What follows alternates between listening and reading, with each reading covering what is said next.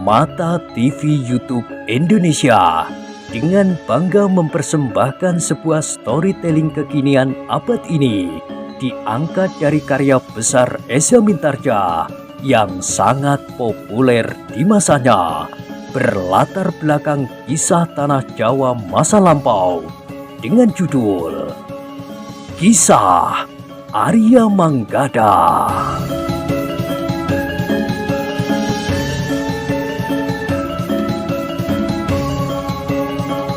Pada kesempatan yang sangat baik ini, kita masuk pada episode yang ke-22. Selamat menikmati.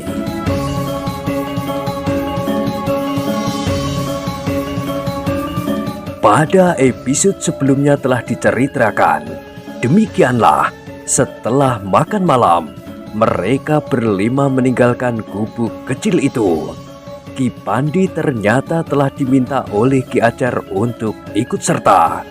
Melalui jalan yang rumit, perjalanan mereka mulai agak tersendat, terutama Ki Wirodadi, Manggada dan Laksono yang belum terbiasa melalui jalan-jalan lereng terjal, di tanggul yang licin dan di antara semak-semak. Meskipun di langit nampak bulan bersinar tetapi belum bulat. Mereka masih juga terkejut ketika tiba-tiba saja muncul seekor harimau dari semak-semak di sebelah mereka lewat, disusul oleh seekor yang lain. Namun mereka segera menyadari bahwa kedua ekor harimau itu tentu harimau jinak yang dipelihara oleh Ki Pandi. Kendati keduanya adalah harimau jinak, Ki Pandi telah berhasil menggelitik naluri keduanya, sehingga seakan-akan harimau itu menjadi lebih cerdik dari harimau-harimau yang lain. Keduanya mampu bergerak secara naluriah, lebih cepat dan lebih mapan. Mereka pun mampu memanfaatkan senjata yang ada pada diri mereka, lebih baik dari seekor harimau liar. Oleh Ki Pandi, kedua ekor harimau itu telah dilatih bergerak lebih cepat, lebih lama dan lebih kuat. Meskipun kelima orang itu harus melalui jalan yang sulit, tetapi akhirnya mereka dapat mencapai tempat yang lebih baik. Meskipun tanahnya juga miring, tetapi mereka dapat berjalan dengan mudah dan tidak berbahaya. Meskipun demikian, kelima orang itu tidak berjalan melalui jalan yang memanjat naik. Mereka telah berjalan di antara pohon-pohon perdu. Di langit bulan sudah terang, meskipun belum bulat. Justru karena itu, Ki Wirodadi menjadi semakin gelisah. Beberapa saat kemudian, mereka telah melampaui beberapa padukuhan kecil yang nampak sepi di ujung malam. Tidak ada gardu bagi para peronda, tidak ada obor di regol itu, dan tidak ada orang berjaga di waktu malam. Mereka tidak memerlukannya, berkata Ki Ajar.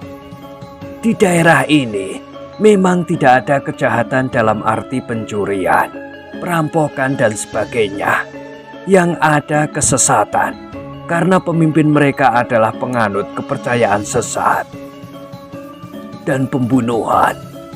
Ki Wirodadi melanjutkan, itu adalah akibat dari kepercayaan mereka, sahut Ki Ajar. Ki Wirodadi mengangguk-angguk. Katanya, iya, akibat kepercayaan sesat itu. Tapi itu justru lebih berbahaya dari sekedar pencurian dan perampokan. Tentu, jawab Ki Ajar. Lalu katanya, pada saatnya para pemimpin padepokan melakukan sebagaimana dilakukan pimpinan tertinggi mereka. Satu-satu mereka jadi bertuah. Mereka akan membunuh gadis-gadis di saat purnama penuh, sampai jumlah yang ditentukan. Memang lebih sedikit dari yang dilakukan Panembahan Gila itu. Tapi mungkin 2-3 orang melakukan bersama-sama. Itu berarti kematian menjadi semakin banyak di padepokan ini. Daerah ini memang harus dibebaskan dari kepercayaan sesat itu, berkata Ki Wirodadi. Mereka kemudian terdiam karena harus menuruni lereng rendah yang curam. Kemudian mereka menelusuri lekuk berkelok-kelok. Si bongkok yang berjalan di depan agaknya sudah mengenali tempat itu dengan sangat baik. Karena itu, ia berjalan tanpa ragu-ragu. Ketika mereka kemudian memanjat naik, mereka tiba di tepi padang rumput yang tidak terlalu luas. "Berhati-hatilah," desis Ki Pandi. Mereka pun menjadi sangat berhati-hati. Mereka masih belum sepenuhnya berada di atas tanggul. Kepala-kepala mereka sajalah yang tersembul dibayangi rerumputan yang tumbuh liar di pinggir padang itu.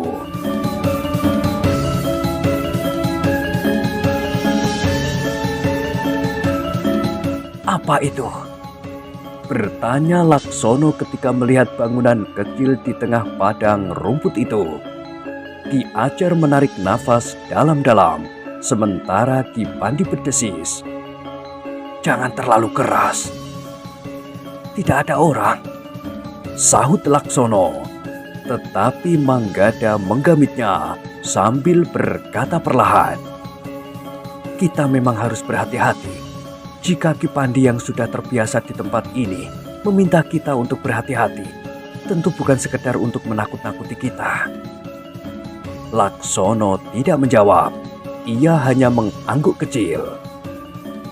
"Bangunan itulah tempat untuk menyerahkan korban," berkata Ki Ajar kemudian. Ki Wirodadi menjadi tegang. Dengan nada rendah ia berkata, "Kita harus menghancurkan bangunan itu." "Jangan sekarang," berkata Ki Ajar. "Jangan tergesa-gesa.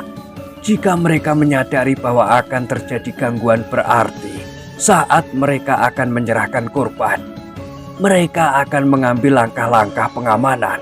Mungkin mereka akan memindahkan tempat menyerahkan korban. Mungkin mereka akan mengerahkan semua orang untuk menjaga pelaksanaan korban agar tidak terganggu. Tetapi mungkin juga menjelang korban itu diserahkan, daerah ini akan dijelajahi sampai sudut-sudut yang belum pernah mereka jamah. Sementara itu, nasib gadis yang akan dikorbankan akan terancam." "Jadi bagaimana?" bertanya Ki Wirodadi. "Jika saja kita berhasil mengetahui di mana gadis itu disimpan," berkata Ki Ajar hampir kepada diri sendiri. "Tidak mungkin untuk dilakukan," berkata Ki Pandi. "Kenapa?" bertanya Ki Wirodadi. "Gadis itu disimpan di padukuhan induk dan dijaga serta diawasi dengan ketat. Tidak ada orang yang dapat masuk ke dalamnya selain orang-orang tertentu. Di padukuhan induk itu terdapat tempat-tempat pemujaan. Setelah melalui beberapa upacara di tempat pemujaan itu, mereka membawa korban ke tempat penyerahan korban untuk dibunuh, tepat di saat bulan bulat dan berada di puncak langit," jawab Ki Ajar. Ki Wirodadi menarik nafas dalam-dalam. Ia berusaha menekan kegelisahannya sampai ke dasar jantung. Namun bagaimanapun juga, Ki Wirodadi nampak sangat gelisah. "Bongkok," berkata Ki Ajar perlahan-lahan, "lihat, apakah tidak ada seorang pun di sekitar padang ini? Kau jangan sendiri, biarlah anak-anakmu itu melakukannya." Ki Pandi mengangguk kecil. Ia kemudian memberi isyarat pada kedua ekor harimaunya itu dengan bahasa khusus yang hanya dimengerti oleh orang Bongkok. Dan kedua ekor harimau itu, Ki Pandi telah melepaskan kedua ekor harimaunya untuk memasuki padang. Ketika kedua ekor harimau itu berlari-lari kecil di bawah cahaya bulan yang semakin terang di padang, Ki Pandi berdesis, "Hati-hatilah." Kedua ekor harimau itu kemudian menelusuri padang rumput itu. Mereka menuju ke bangunan yang tidak lebih dari setumpuk batu yang dibuat sebagai satu pembaringan besar dan lebih tinggi dari pembaringan biasa. Tangga batu yang mengelilinginya agaknya menjadi tempat pemimpin upacara berdiri, kemudian mengangkat pusakanya tinggi-tinggi sebelum diayunkan ke arah jantung korbannya. 2 kali harimau itu mengelilingi bangunan batu itu yang nampaknya tidak terjaga. Kemudian keduanya mendekati padukuhan yang ada di seberang padang rumput itu. Nampaknya padukuhan itu dipergunakan untuk membuat perlengkapan upacara mereka, menyimpan berbagai macam peralatan dan tempat menyelenggarakan persiapan-persiapan. Namun dalam pada itu, Ki Pandi berkata, "Menjelang dikorbankan, gadis-gadis ditempatkan di padukuhan itu. Di tempat itu mereka dirias sebagaimana merias pengantin. Pakaian yang dipergunakannya pun adalah pakaian pengantin pula." Ki Wiro Dadi mengangguk-angguk kecil, betapa dadanya bagaikan terguncang-guncang. Sementara itu Ki Ajar pun berkata, "Kita harus tahu pasti di mana gadis itu dirias, di rumah yang mana, dan sejak kapan." "Aku sudah pernah menyaksikan," berkata Ki Pandi. "Tetapi waktu itu kita belum kuasa mencegahnya. Kita masih terlalu lemah. Kita hanya berdua, sementara kedua ekor harimau itu belum mapan seperti sekarang. Jika saat itu kita bertindak, maka kita pun akan menjadi korban pula, sehingga kita tidak akan berhasil menghentikan tindakan mereka untuk seterusnya." Ki Ajar menarik nafas dalam-dalam. Katanya, "Saat itu kita hanya dapat mengusap dada, tetapi aku tidak berani menyaksikannya. Si bongkok itulah yang sempat melihat apa yang terjadi." "Sebulan yang lalu?" bertanya Ki Wiro Dadi.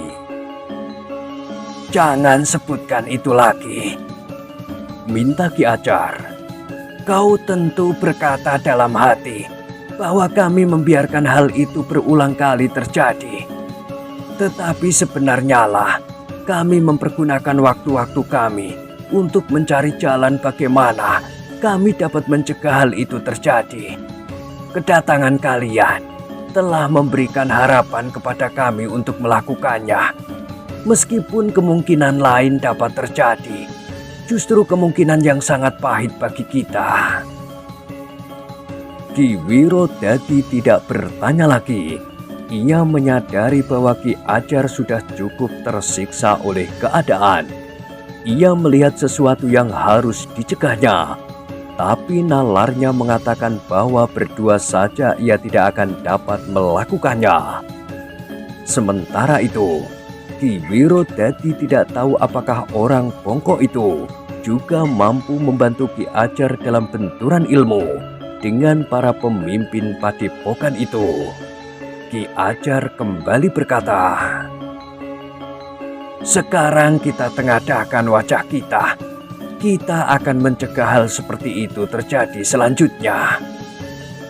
Ki Wiro Dadi mengangguk-angguk, namun terasa jantungnya bagaikan ditusuk duri jika ia membayangkan berapa orang tua yang kehilangan anak gadisnya yang dibaringkan di atas pembaringan batu itu, kemudian ditusuk di arah jantungnya sampai mati.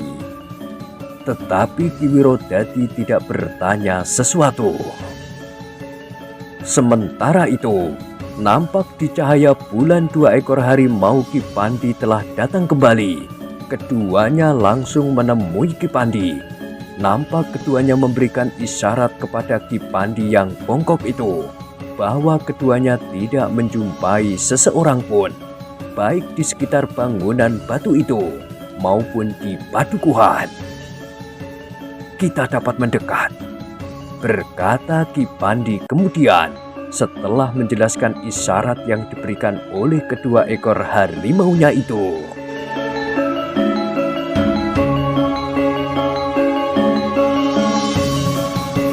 Dengan demikian, kelima orang itu telah berjalan melintasi padang rumput dalam siraman cahaya bulan menuju ke padukuhan di seberang sana. Namun mereka sempat melihat bangunan batu yang ada di tengah-tengah padang rumput itu, yang ternyata dibuat oleh tangan-tangan yang memiliki keterampilan memahat batu. Sebuah candi kecil, desis Laksono. Iya, di atasnya korban diletakkan, kemudian ditusuk sampai mati. Darah dari dada korban itu akan mengalir, membasahi permukaan bangunan kecil itu.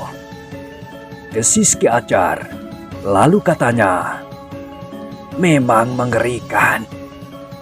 Ki Wirodadi memalingkan wajahnya. Ia selalu membayangkan hal itu terjadi atas anak gadisnya.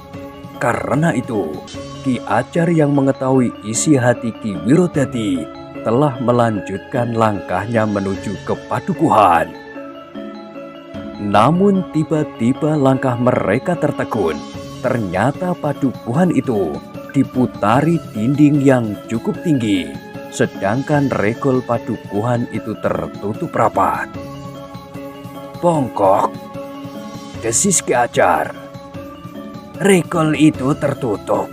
Bagaimana kedua ekor harimau dapat mengatakan bahwa di padukuhan ini tidak ada orang? Orang bongkok itu mengangguk-angguk. Katanya, harimau dungu yang dimaksud tentu di luar padukuhan itu. Tetapi kita tidak dapat memastikan apakah di dalam padukuhan itu ada orang atau tidak. Ki Ajar termangu-mangu sejenak. Namun kemudian ia justru memberikan isyarat agar mereka lebih melekat dinding dan berhenti di bawah bayangan yang gelap itu, terlindung dari cahaya bulan yang hampir bulat di langit. Apa yang harus kita lakukan? Bertanya si bongkok. Kita akan memasuki padukuhan itu, berkata Ki Ajar. Meloncat dinding? Bertanya si bongkok pula. Iya, tetapi kita harus berusaha melindungi diri kita dari kemungkinan yang paling buruk. Setidak-tidaknya mengurangi kemungkinan itu, berkata Ki Ajar. Aku tidak tahu maksud Ki Ajar, jawab orang bongkok itu. Aku akan mempergunakan ilmu sirep.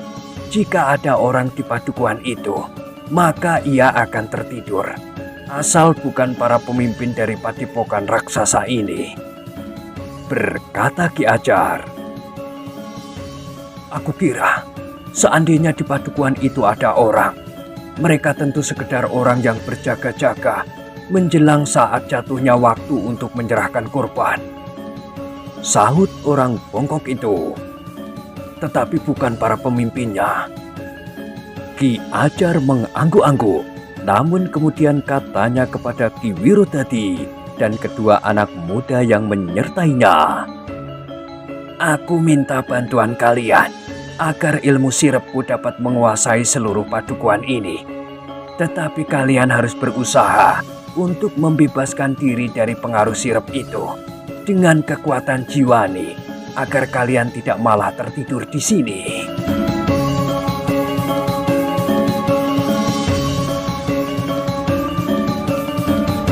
Ki Wirodadi, Manggada dan Laksono mengangguk. Mereka mengerti bahwa mereka terutama harus menjaga diri mereka sendiri agar pengaruh sirep itu tidak mencekam mereka sebagaimana orang-orang padukuhan itu. Dengan nada rendah Ki Wirodadi berkata, Aku mengerti Ki Ajar. Demikianlah, maka sejenak kemudian Ki Ajar telah memusatkan nalar budinya untuk melepaskan ilmu sirepnya.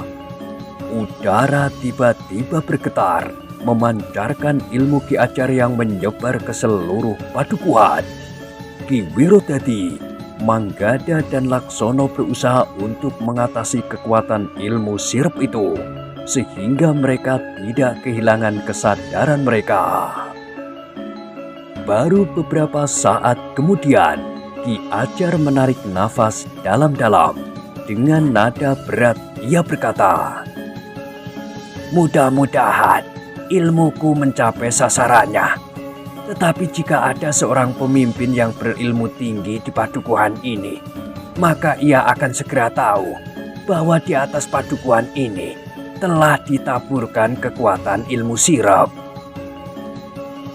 Ki Acar memiliki tingkat ilmu yang tinggi. Hanya dengan mengerahkan segenap daya tahan, aku dapat mengatasi pengaruh sirap ini, berkata Ki Wirodadi. "Sudahlah," berkata Ki Acar, "kita akan memasuki padukuhan ini." "Bagaimana dengan aku?" bertanya si bongkok itu. "Kau ikut kami, biarlah kedua ekor harimau itu menunggu di luar," berkata Ki Acar. Dengan sangat berhati-hati, orang-orang itu meloncati dinding dan memasuki lingkungan padukuhan yang suram. Tidak banyak terdapat obor di luar rumah, hanya beberapa nampak menerangi jalan induk dan regol-regol terpenting. Bangunan-bangunan yang terdapat di padukuhan itu bukan bangunan-bangunan biasa, bukan rumah-rumah yang dihuni oleh keluarga-keluarga, sebagaimana padukuhan-padukuhan di seberang hutan Jatimalang. Yang terdapat adalah sedikit bangunan untuk kepentingan khusus. Kelima orang yang memasuki padukuhan itu kemudian berjalan mengelilingi padukuhan. Ternyata bahwa padukuhan itu memang tidak kosong, tetapi yang mereka ketemukan adalah orang-orang yang telah tertidur nyenyak di serambi-serambi bangunan yang ada di padukuhan itu. Seperti yang mereka duga, di padukuhan itu terdapat sebuah bangunan induk yang lebih besar dari bangunan-bangunan yang lain. "Marilah kita melihat apa isinya," berkata Ki Acar. "Baik Ki Acar," jawab Ki Wirodadi. Dengan melangkahi beberapa sosok tubuh dari para penjaga yang tertidur nyenyak, mereka berhasil mendekati pintu bangunan induk itu. Dengan hati-hati pula, Ki Acar mendorong pintu sehingga terbuka. Ternyata di ruang dalam bangunan itu terdapat berbagai macam alat yang akan dipergunakan pada upacara kurban di saat bulan bulat. Di belakang ruang itu terdapat sebuah sentong yang nampaknya dipergunakan untuk merias korban. "Disinilah korban itu disiapkan," desis Ki Acar. Ki Wirodadi menggeram, tetapi hatinya menjadi semakin gelisah. Ia semakin membayangkan kehadiran anak perempuannya di rumah itu menjelang kematiannya. Beberapa lama mereka mengamati tempat itu. Ditelitinya setiap pintu dan lorong-lorong yang ada di rumah itu dan sekitarnya. Longgangan yang agak luas, seketeng yang berpintu, dan dinding-dinding yang rendah. "Kita telah melihat tempat ini," berkata Ki Acar. "Kita akan dapat membuat perhitungan-perhitungan yang mapan. Jangan meninggalkan bekas di sini, sehingga tidak terjadi perubahan adat dan upacara. Jika mereka mengetahui bahwa rencana mereka telah diketahui oleh orang lain, atau semacam kecurigaan seperti itu, maka tentu akan terjadi perubahan-perubahan yang mungkin akan menyulitkan kita." Ki Wirodadi mengangguk. Katanya, "Agaknya tidak terdapat jejak kita di sini, selain saksi dari orang-orang yang telah tertidur itu." Ki Acar mengangguk-angguk. Katanya dengan nada rendah, "Mudah-mudahan mereka masing-masing merahasiakan kelemahan mereka. Jika diketahui mereka telah tertidur ketika bertugas, maka mereka akan dihukum. Ki Wirodadi masih saja mengangguk-angguk. Kemudian terdengar ia berdesis. Kita berdoa, mudah-mudahan kita tidak akan gagal. Marilah, berkata Ki Ajar kemudian. Kita tinggalkan tempat ini. Kita akan dapat menyusun rencana. Jika datang saatnya, kita harus sudah dapat menyusun rencana terperinci. Sehingga kita tinggal melaksanakan saja, meskipun dengan taruhan nyawa kita. Ki Wirodadi tidak menjawab, tetapi ia mengikuti Ki Ajar keluar dari rumah itu. Pintunya telah ditutup kembali dengan tertib, sebagaimana sebelum mereka buka. Dengan pengenalan yang cermat atas padukuhan itu, maka kelima orang itu telah meninggalkan padukuhan. 2 ekor harimau si bongkok masih tetap berada di tempatnya. Mereka pun kemudian mengikuti si bongkok, melintasi padang yang tidak terlalu luas itu, dan kembali hilang di balik pohon-pohon perdu. Ternyata kedatangan mereka berlima itu memang tidak berbekas. Ketika kekuatan sirup itu perlahan-lahan semakin longgar dan beberapa orang mulai terbangun, maka kelima orang itu telah berada di tempat yang jauh. Dalam pada itu, melalui jalan berbelit, sebagaimana saat mereka berangkat, mereka telah sampai ke gubuk kecil Ki Ajar. Namun di sisa malam itu, mereka tidak sempat beristirahat. Mereka telah berbicara panjang tentang langkah-langkah yang akan mereka ambil. Sebelum mereka kehilangan gambaran tentang padukuhan itu, mereka telah mencocokkan kesan mereka satu dengan yang lain, sehingga dengan demikian mereka akan dapat menyusun rencana sebaik-baiknya. Ki Ajar setiap kali telah menekankan bahwa rencana mereka akan dilaksanakan dengan taruhan nyawa mereka.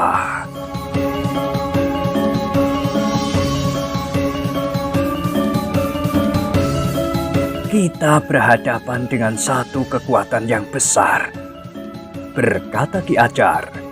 Ki Wirodadi menunduk dalam-dalam. Setiap kali ia memang dihadapkan pada simpang jalan yang sulit untuk dipilihnya. Di satu jalan, ia merasa berkepentingan sekali untuk membebaskan anaknya, apapun yang terjadi. Namun di jalan lain, ia tidak sampai hati mengorbankan anak-anak muda itu jika mereka gagal. Apakah aku harus mengorbankan 2 orang anak muda yang memiliki masa depan cerah itu bagi anak perempuanku? Pertanyaan itu selalu bergejolak di dalam dadanya. Namun setiap kali ia diguncang keraguan-raguan itu, seakan-akan Ki Ajar mengetahuinya. Demikian juga Manggada dan Laksono, sehingga mereka telah menyatakan sikap mereka masing-masing. Jika Ki Wirodadi masih saja ragu-ragu sampai saat terakhir, maka rencana kita akan kabur, berkata Manggada. Lalu katanya pula, kita harus melaksanakan rencana kita dengan mantap dan tanpa ragu-ragu. Setiap keraguan-raguan akan dapat menghambat langkah-langkah kita yang justru akan dapat berakibat sangat buruk. Kau benar anak muda, sahut Ki Ajar. Kita harus melakukannya dengan mantap. Ki Wirodadi mengangguk-angguk. Kemudian dengan suara berat ia berkata, baiklah, kita memang tidak boleh ragu-ragu. Bagus, desis Ki Ajar. Kita sudah menentukan pola langkah kita. Sebelum berangkat, kita akan dapat mengulanginya sambil mengisi bagian-bagian yang lebih kecil dari rencana itu. Mudah-mudahan kita berhasil. Mudah-mudahan rencana kita sesuai dengan kenyataan yang kita hadapi di medan, sahut Manggada. Kita memang harus menyiapkan rencana cadangan, desis Ki Ajar. Ki Wiro dadi mengangguk-angguk. Sementara itu, Ki Ajar melanjutkan. Jika rencana kita gagal, maka yang harus kita lakukan kemudian adalah meninggalkan upacara itu dan kemudian menghilang. Kita harus mengulanginya lagi jika penyerahan korban itu tetap akan dilakukan kemudian. Kita tidak tahu apakah jika malam purnama mereka gagal menyerahkan korban akan dapat dilakukan di malam berikutnya.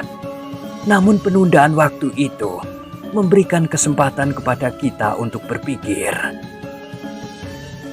Memang tidak ada cara lain yang dapat mereka tempuh. Karena itu, mereka menetapkan bahwa langkah itulah yang dapat mereka ambil untuk mengatasi rencana mereka jika gagal.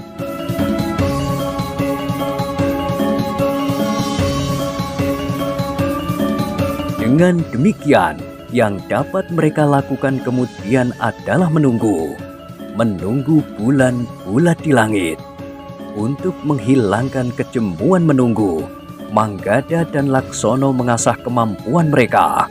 Meskipun tidak mungkin meningkatkan ilmu mereka hanya dalam 2 hari, namun seakan-akan mereka mampu mempertajam ujung kemampuan mereka menghadapi keadaan yang khusus itu. Ketika malam kemudian datang, maka bulan rasa-rasanya sudah bulat. Ki Wiro dadi bahkan menjadi gelisah.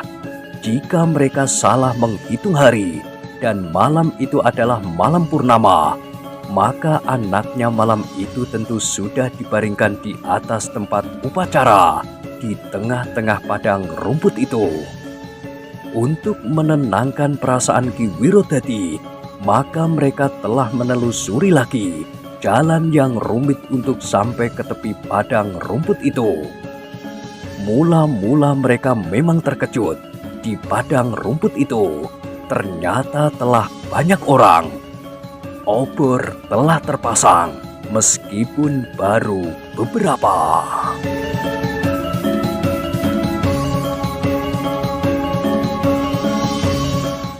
Nah, bagaimanakah kisah selanjutnya? Silahkan ikuti terus kisah Arya Manggada pada episode berikutnya.